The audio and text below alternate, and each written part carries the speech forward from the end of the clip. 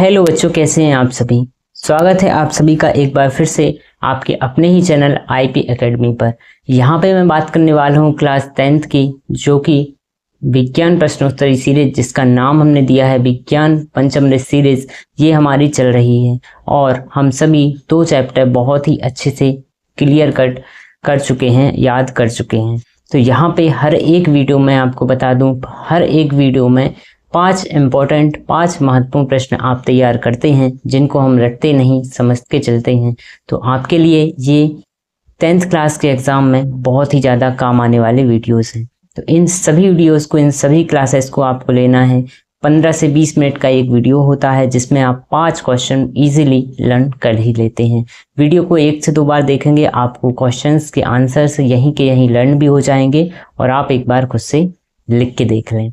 अब मैं बात करता हूँ ये किन किन बोर्ड में काम आने वाली वीडियो है। तो जहाँ भी एनसीईआरटी साइंस आपकी चल रही है, हिंदी माध्यम के बच्चों के लिए ये काफ़ी अच्छा होने वाला है। तो अब मैं बात करता हूँ विभिन्न प्रकार के बोर्ड, जैसे आपका MP board, UP board, Bihar board, CBSE, सभी प्रकार के बोर्ड्स में जहाँ पे एनसीईआरटी चल रही है, वो सभी में ये वीडियो काम आने वाले हैं, ये क्लासेस काम आने वाली हैं। चलिए तो अब हम स्टार्ट करते हैं। अब हम जो धातु और अधातु चैप्टर 3 हमारा है, इसकी शुरुआत करने वाले हैं। तो बिल्कुल अब हम स्टार्ट करते हैं। आज का हमारे पहला क्वेश्चन ये रहा, धातुओं की तनु HCl और तनु H2SO4 से अभिक्रिया को समीकरण सहित लिखिए। कौन सी धातुएं तनु अम्लों से हाइड्रोजन गैस नहीं देती हैं।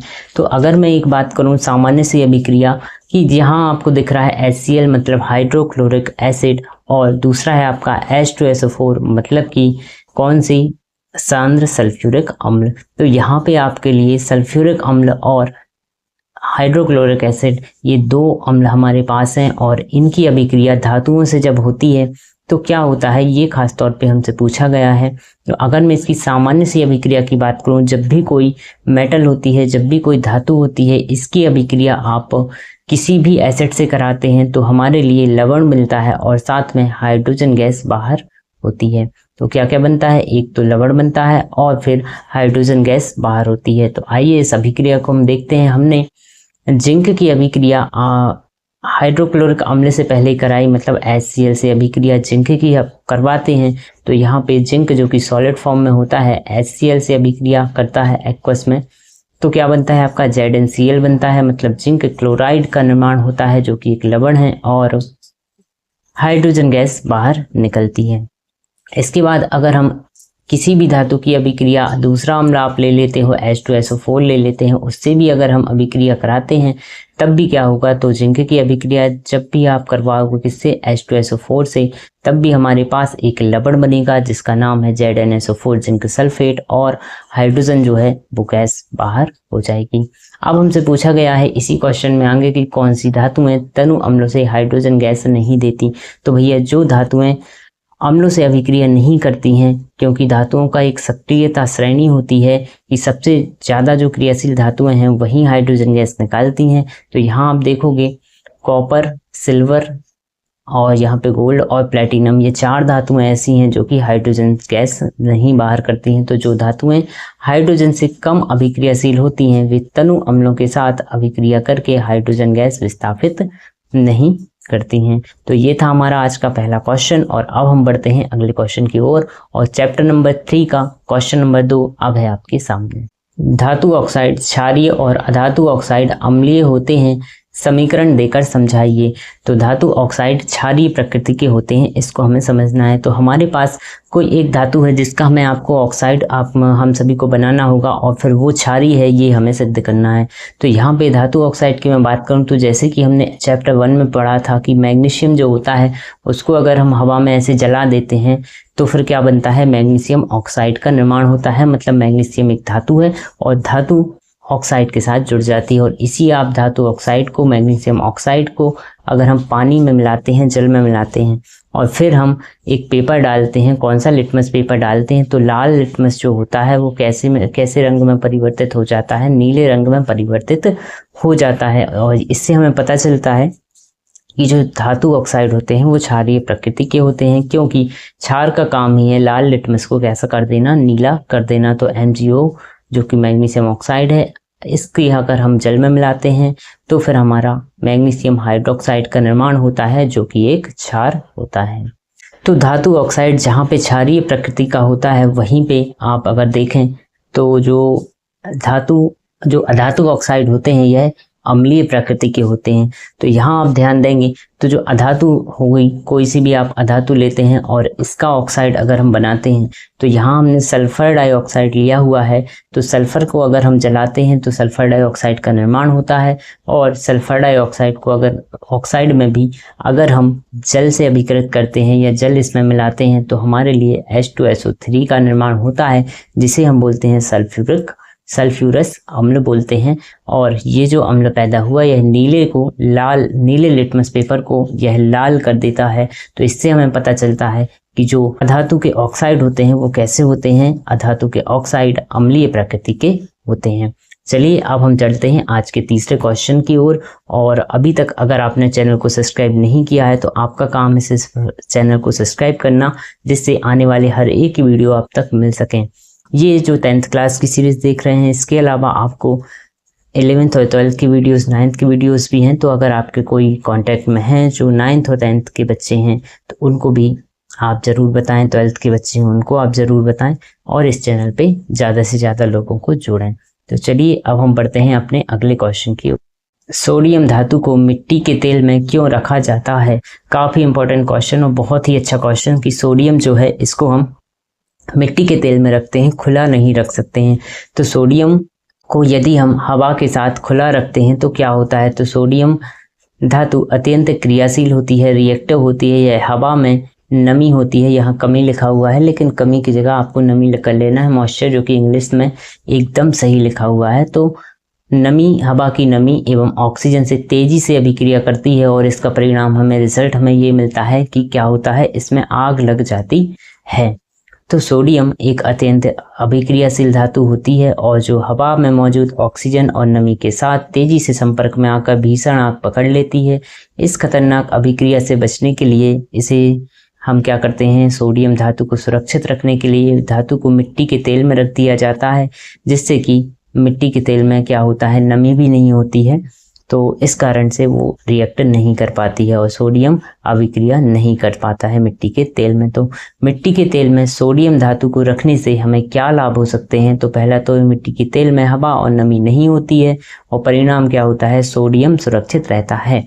तो मिट्टी के तेल में हम सोडियम इसीलिए रखते हैं ताकि वह सुरक्षित रह सके और नष्ट ना हो सके, अभिक्रिया नहीं कर सके। चलिए, ये था हमारा तीसरा क्वेश्चन और अब हम बढ़ते हैं चौथे क्वेश्चन की ओर। और इससे पहले मैं आपको एक और जानकारी देना चाहूँगा कि अगर आप चाहते हैं चैप्टर वाइज आप नोट्स चाहते हैं क्लास 10th के, तो आप हमारे लिए कांटेक्ट कर सकते हैं। आपके लिए डिस्क्रिप्शन में मैंने सारी डिटेल्स दी हैं। आपको एक नंबर दिया गया है जहां पे आपको व्हाट्सएप पे मैसेज कर देना है, आपको नोट्स वहां पे प्रोवाइड कर दिए जाएंगे।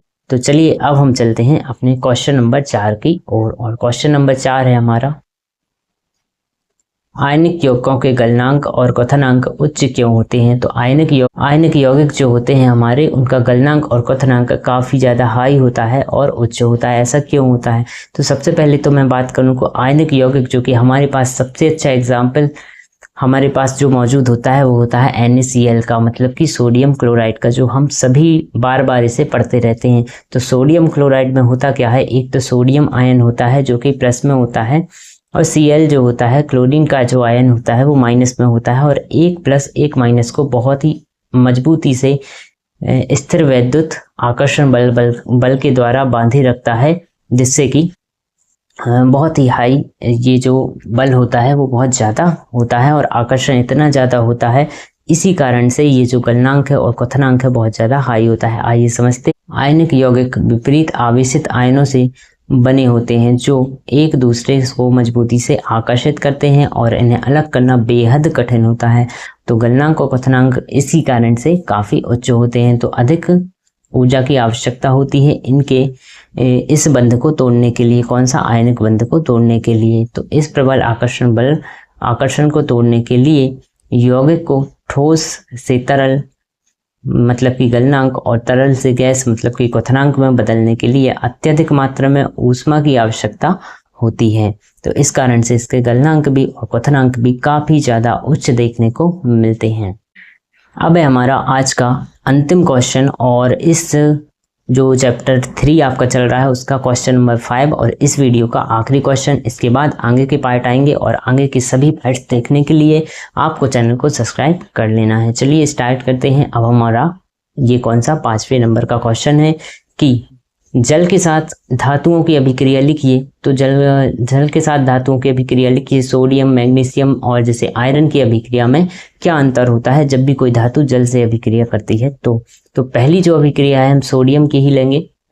और सोडियम की अभिक्रिया अगर आप जल से कराते हो तो बहुत ही तीव्र विस्फोटक अभिक्रिया होती है और सोडियम हाइड्रोक्साइड बन जाता है जो कि घुलनशील होता है। यहाँ पे आप देख सकते हो सोडियम की अभिक्रिया जल से कराई गई तो NaOH जो कि सोडियम हाइड्रोक्साइड का निर्माण हुआ, हाइड्रोजन गैस बाहर हुई, साथ ही बहुत ही अधिक मात्रा में ऊष्मा का निर्माण होता है। तो दूसरी अभिक्रिया मैग्नीशियम की अभिक्रिया हम जल से करवाते हैं तो क्या होता है, मैग्नीशियम ठंडे जल के साथ अभिक्रिया नहीं करता है, गर्म जल के साथ अभिक्रिया करता है और यह मैग्नीशियम हाइड्रोक्साइड का निर्माण करता है, हाइड्रोजन गैस बाहर होती है।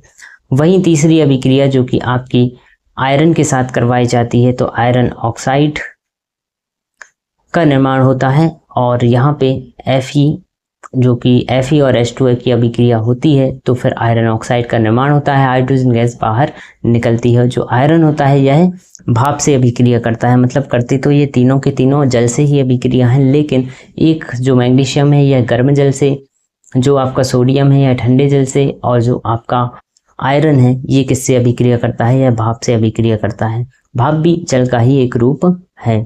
तो सोडियम, मैग्नीशियम और आयरन की अभिक्रियाशीलता में तुलना हम सभी करते हैं। तो सोडियम जो होता है यह बहुत ही अधिक तीव्र अभिक्रिया देता है और बहुत ही ज़्यादा रिएक्टिव होता है और मैग्नीशियम मध्यम होता है और जो आयरन होता है धीमी गति से अभिक्रिया करता है या फिर कोई अभिक्रिया नहीं करता। तो सोडियम, मैग्नीशियम और आयरन के बीच मुख्य अंतर उनकी जल के साथ अभिक्रियाशीलता पर है। सोडियम की अगर बात करें तो अत्यंत अभिक्रियाशील होता है, ठंडे जल के साथ भी तीव्र विस्फोटक अभिक्रिया यह दे देता है। और मैग्नीशियम की बात की जाए तो कम अभिक्रियाशील होता है, यह ठंडे जल के साथ अभिक्रिया नहीं करता है, केवल गर्म जल के साथ अभिक्रिया करता है। आयरन की बात की जाए तो सबसे कम अभिक्रियाशील आयरन है इनमें से और यह केवल भाप के साथ ही अभिक्रिया करता है, गर्म जल के साथ और ठंडे जल के साथ बिल्कुल भी अभिक्रिया नहीं करता है। तो ये थे आज के हमारे 5 क्वेश्चन जो मैंने आपको समझाए और आपको ये वीडियो कैसा लगा कमेंट में ज़रूर बताएं। उसके अलावा आप कौन सी चीज़ें चाहते हैं जो आपको इस चैनल पर प्रोवाइड की जाएं